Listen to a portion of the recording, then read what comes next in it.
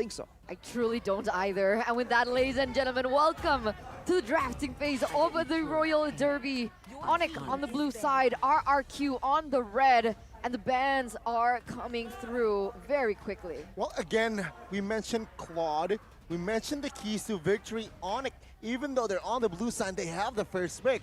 They still ban the Claude out. So it means that, yeah, they're not really contesting this Claude. They do not want to pick it. Let's see the response from the side of RRQ. It's Valentina and Fanny. And perhaps you might see a Joy ban as well. Usually the Joy is what they go for, and RRQ, they're notorious for not changing their bans, right? They keep going with the same bans, and then they'll adapt when it comes to the second phase or when it comes to the first 3 picks. So for now, it might be the Joy, but actually it's going to be that Ling. That is what they are really afraid of, and who can blame them? All right. All right. Okay, Angela is available here. Arlott, Franco. Because the crazy thing about this matchup is both of these teams hold very specific power heroes. Like for the side of RRQ, do they want to respect Naomi here? Do they want to take it away earlier on? Or are they willing to let it go? Are they willing to just secure a power hero for themselves and try to outgun RRQ? They might go for the Paquito, man. It has been one of the more solid heroes. Even the worst matchup seems like a skill matchup with that hero, and that will not be what ONIC goes for. They go for that Faramis. Whoa, Faramis early here. Doesn't really, it's not really the approach for most teams. But then again, Yeb and Adi, they're cooking some things up here. Perhaps letting go of that Paquito, letting go of that Angela as well. Are they going to pick it up though? The Yves, the Yves actually been banned. So that actually kind of answers the question, right? There's a lot, it's so limited, that mid laner hero pool that is viable to utilize in this meta. So taking it away for themselves, plus denying the dual pick away, I think it's a solid move from ONIC. But how will RRQ respond? Angela going to be picked up. Uranus is available too. Ooh. And there you go, the dynamic duo. Well, Angela and Uranus. With a Ling, this becomes the trifecta that Mirko won't shut up about. But now with the Ling banned out, what will they could do? They're still available. Duroth, yeah. I was about to say Duroth because it counters Uranus in lane. And there you go, the inside Duroth pick, and the Paquito should fall into the jungler position in the hands of Kyrie. And that's nasty. I mean, way back, there was a time where Paquito could be used as a roamer. I don't think we're quite there yet. Drian? Paquito? Oh, actually, never mind. actually. They already picked up the Faramis. Let's not. We'll see. I mean, for now, though, having a direct will allow whoever is getting targeted, getting bursted down with the hard guard to just be secured by ONIC. So it's a good pick overall. But we haven't seen with the new emblems, right? Can the Direct still be that big of a counter for this Uranus? But for RRQ, securing a gold lane for Skylar has always been a big priority, and they do so right here. Yeah, he's forced on the Beatrix here, seeing as a Claude has been taken away. It's his second go-to hero when this occurs. But the thing is, I forgot my train of thought. I had a point. I had a really important point that I really wanted to make, and then I lost it because of the Beatrix thing. But here it is, the Kaja. Oh, what I was about to say is I don't think that this Angela is going to fall into the hands of Naomi. Okay. I think it's a Clay pickup. So be wary for a roam pickup here for the side of RRQ. ONIC feel similarly here. They're going to ban out the Kadita. The Kaja is also being limited. It's interesting that Franco is still up for grabs here. I think RRQ could take it still. They might be trying to throw off ONIC by showing, just flashing out at Angela, but moving it to the mid lane. If they do so, though, it's going to be a Faramis, and that's going to be a very tough lane to try and contest in the mid game. Early game, Angela has it in the bag. And I really want to talk about the Paquito and Duroth pick again, right? Why? Duroth shreds armor. Paquito deals physical. So imagine the damage output that this duo can bring on towards not just Uranus, but the whole comp of RRQ. They need to be wary of this situation. There you go. A hero for Keyboy, a hero that can pick off the Beatrix. The insta deleted. But then again, I see Kufra perhaps for Keyboy. And I don't know. I think that it's not the right move as I'm asking. I don't know. We'll have to see. I mean, just right now, it's going to be a Farsa ban. So the mid prio, are they just trying to hint that they have the Faramis in the mid lane? This could still be flexed out technically if they really wanted to. This is why it's so scary drafting at the highest level. First pick in the second phase for RRQ.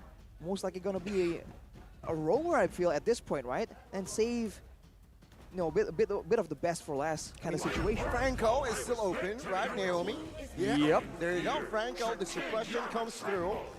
A lot of engages, so perhaps that suppression, that Bloody Hunt, might just comes in clutch. Is it going to be enough, though? Is that enough crowd control to stave off the kill pressure coming in from ONIC? That's the question. And with Drian stepping into the roster for ONIC, he does have a comment. Oh no, it's not a comment, it's a fun fact. The last time Drian played in the Royal Derby was in Leg 2 of MPL ID Season 10, or exactly 308 days ago. How many well hours? done, production. That's very, very specific. Where they lost, or was that 1? ONIC 1-2-0. Yeah, I believe they won Okay, 2-0, so 1-2-0. not the best statistic, the best fun fact for the RRQ fans, but for the side of ONIC, it's gonna be the Harith, so not a marksman in the gold lane. Unless finally, it's gonna be a Kufa. Okay. Signature pick for Keyboy. Dangerous. It's very dangerous again, and again, somehow put pressure here, right? With the Franco and Angela mid-roam, one thing for sure is that they lack wave clear in that mid area, which I feel like they can, or ONIC can exploit. There's going to be, is it going to be a jungle pick from RRQ? It's got to be. Someone that can maybe help with the clear? Could it be something like an Alice? I'm not sure if that's, if it's Freshik style, but so far, he's played the box chess, so tanky heroes, I don't think it's out of the question for Freshik right now. I feel like the Alice makes a lot of sense here, right? Comes in with that whole sustain plan as well. We'll have to see in 2 seconds. It's gonna be the Bane instead, trying to slow down the movement in the middle of those team fights. Yeah, what I was about to say, I don't think the Alice can fit. Personal opinion for RRQ, because of how the kill pressure from that early game from ONIC has just unfolded to be with the dynamics of the roster. I think it's a little too risky. So they go for something a little safer in the Bane, making it a little bit more equal against the Paquito jungle. But if we have to make a quick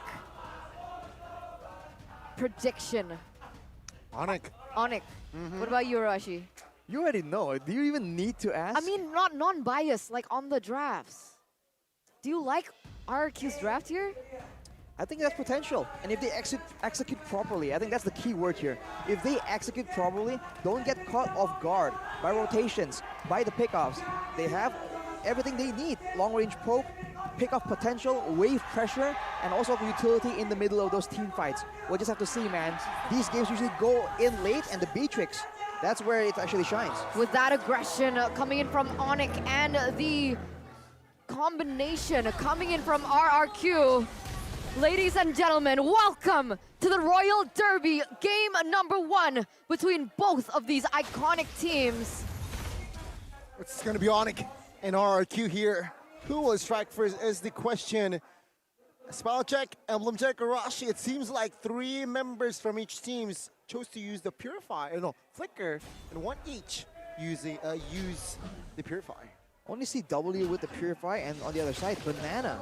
And if you look at the emblems, a lot more diversity, a lot more damage being sought after for the side of ONIC. Hang on. We'll have to wait. Hang on. I think we'll have to wait and see. This is a wrong emblem. Looks different. This looks familiar though. It looks familiar. It truly does. So we'll have to wait on that. But with that Brave Smite, with the Purify, Banana is going to be trying to be the most annoying, but you have to be careful. Other targets all vulnerable here. I think Keyboy has a lot to prove, a lot to do to ensure his team actually comes out on top here. I want to know what's going to happen when the Bane doesn't rotate mid, right? Because the mid lane control is definitely in favor of ONIC, and here you go! Oh, Naomi flickering out. Clay with the puppetry. Oh! With the hook here. Keyboy forced to use the flicker early. Does not matter. Clay with the first blood. RRQ strikes first in this game. Gotta respect that Franco Iron Hook threat, man.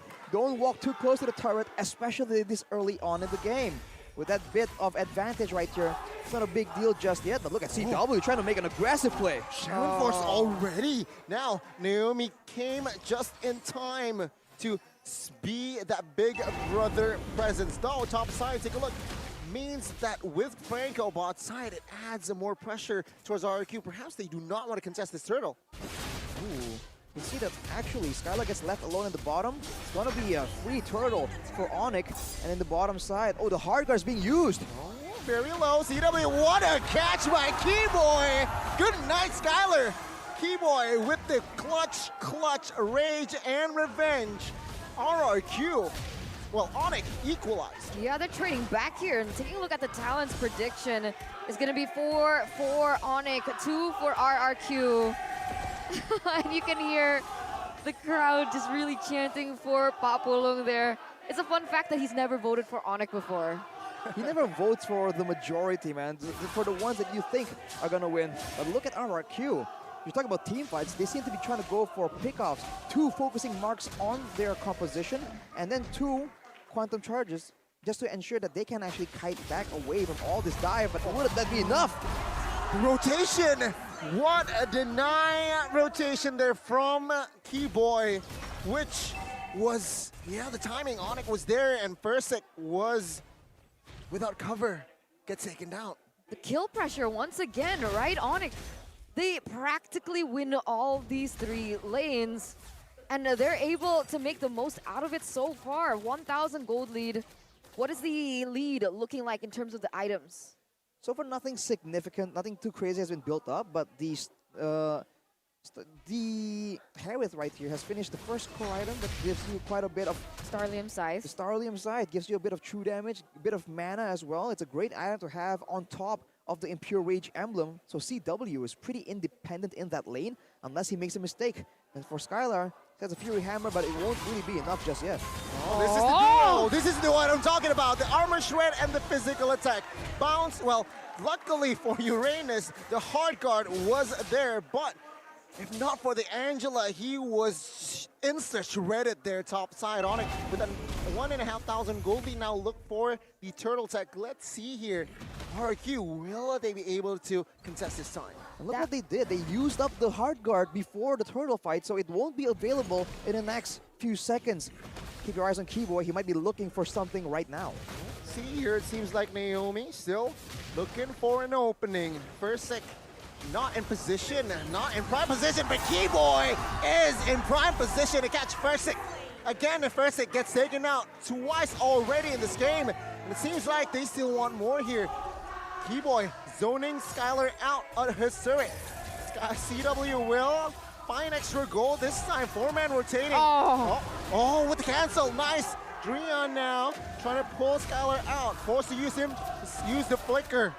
Skylar in a Bruce fashion doesn't really connect. Again, ONIC winning the trade. They're still going for it here. Gani, they're diving! Flicker pull. Skylar. Naomi gets taken out. Skylar will be next on the chopping block as well as Clay will be out with the flicker.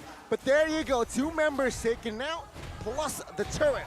3,300 gold lead in the first 5 minutes. Full objective control, full map control here for the side of ONIC.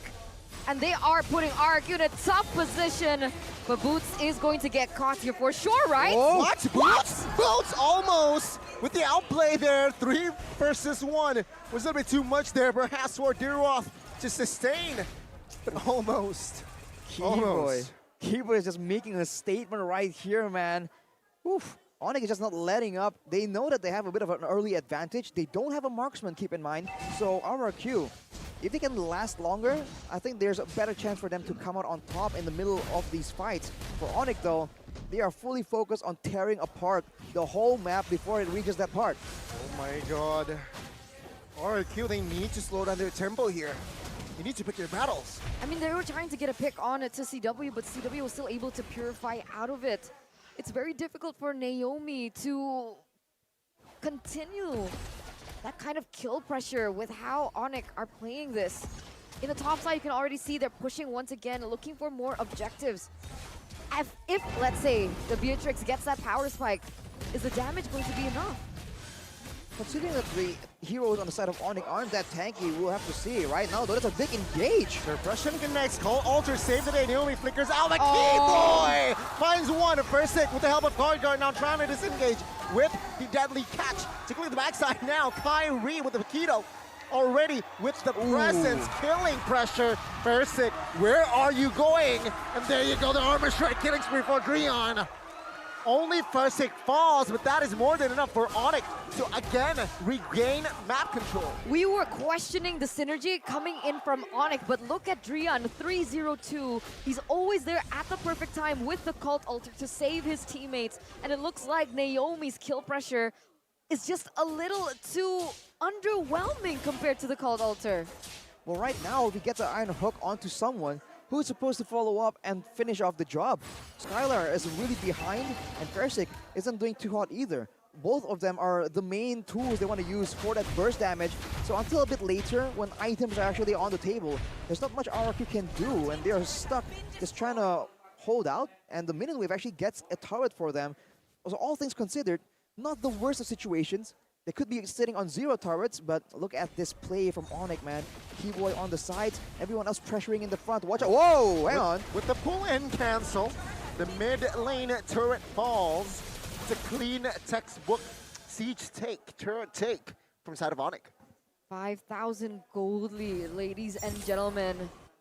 ONIC, they are looking on form even without Sans. Keyboy is so scary on the Kufra. His mechanics, that flicker ult combo, it gets you out of nowhere. And literally RRQ, they're banking on the damage coming in from Skylar. If he gets taken out, then it's GG. ONIC is going to get the Lord setup advantage right here, but RRQ, hang on. Are they just trying to go all in? Hang on. Are they going to try and just go for the turrets, go for the base turret?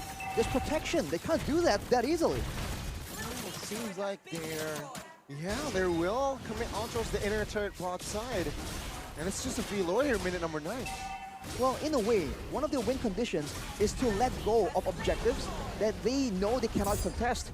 Seeing as they're 5,000 gold behind, that might just be the better play, showing again that RRQ is still adjusting and adapting. Man, with the Lord here pushed top side, I don't think it's 5,000 gold lead. What do you think here? Can they defend? It's the first tough. Lord. Yeah, it is the first Lord. They should be able to clear it, but it's tough, man. Look at the damage dealt. Skylar very underwhelming there on the board. Persik has done actually a bit more in terms of that damage, with Dreon being the #1 on the leaderboard. You don't feel it, but the damage coming from Faramis is subtle, but it hurts. Especially in the midst of a chaotic team fight, those bounces will start adding up. For now though, ooh, Naomi with a bit of a good read there. Unfortunately, the iron hook wasn't long enough. Keep your eyes on Dreon though, not for the damage, but to make the play with a Cult Altar. A 5-man dive that is essentially immoral with a second life. That is scary, and there's not enough crowd control on the side of RRQ to try and stop that. Yeah, keep your eye on Keyboy as well. He has Flicker and also the Rage. Let's see, he's charging up. No, he will not commit to this time. Deadly Catch has been popped though, and the turret here, top side, will not fall just yet, I believe, yeah? RRQ, they managed to clear that wave, so a very, very good defense shown by RRQ. I mean, technically they do still have high ground, right? They have the Deadly Catch from Bane, they also have the ultimates coming in from the Beatrix, but 3 waves are crashing once again. I'm wondering if ONIC want to go and commit for this. Let's see. Shaman Force, Keyboy finds one. Call Alter popped. Persik will not be able to survive. And take a look at Boots now with the Deroth. Looking for an opening, but Flicker, Bloody Hunt canceled. What a read by Keyboy. ONIC, 8,000 gold lead. No base turrets taken down though. So overall, RRQ, they managed to defend their base. It's almost like the best case scenario for RRQ. The fact that they only lost 1 member and didn't lose any base turrets, that's really good. But losing their jungler though, that's a bit of a tough situation. Now ONIC backs away and RRQ immediately trying to extend, try and find some control, some gold in the jungle. But ONIC already on the way back, but look at the damage. That can add up the longer the game goes, but let's take a look at the instant replay by the Samsung Galaxy S series. Everyone engages onto Banana, but afterwards, it's Fairsick. Clay almost saves him with the hard guard, but it won't be enough. And Naomi, he really tried to make this play work. There's a good chance to try and use the turrets to try and secure this kill, but ONIC, they're just too on point. They understand what RRQ is trying to go for and deny it completely. Kibo is terrifying, man. Reminds Kibo me, is reminds you of terrifying. someone? It reminds me of Tranquilor, now gone, right? Insane.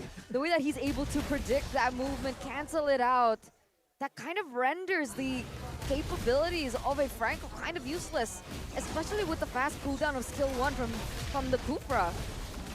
ONIC now just going for the next Lord, just like that. Approaching a 10k gold lead. RRQ, there's nothing they can do, but give up enough of these Lords. This is what the Lord is designed to do, crack open your base. They cannot just keep hanging back here and hope that the game will swing in their favor. It doesn't work that way. So I think soon enough, there's going to be a desperate play being made before ONIC just calmly and calm and collectively just ends the game. Man, 12 minutes in, almost 10,000 gold lead. It was 10,000 gold lead earlier. Arashi, I see you sweating, my guy. I see you sweating. Must be the passion in the room, man. I mean, there's a lot of action here. Everyone's so passionate, right? Definitely not worried about the game at all. But let's take a look at how ONIC is going to play this. The purple buff is spawning for RRQ, but they won't be in any condition to contest that. Kyrie goes for their orange as well. This might be the beginning of the final sequence. It's not looking good at all. 10,000 gold behind. ONIC pushing all 3 lanes. The Lord marching down in the bottom lane. It's all gonna count if Naomi can look for a pick. They have to be careful of Keyboy's conceal play. Conceal play. Let's see. No commitments just yet, though. Oh, CW quite low, though. Caught there with the turret damage. It seems like the mid-base turret will be defended by RRQ still. But there you go. Again, they're okay, Dreon. Okay. Whoa, whoa, whoa. Whoa, whoa. ONIC, 10,000 gold lead still. Well, you can see Skylar still has some semblance of damage right here, so ONIC, they can't be too careless.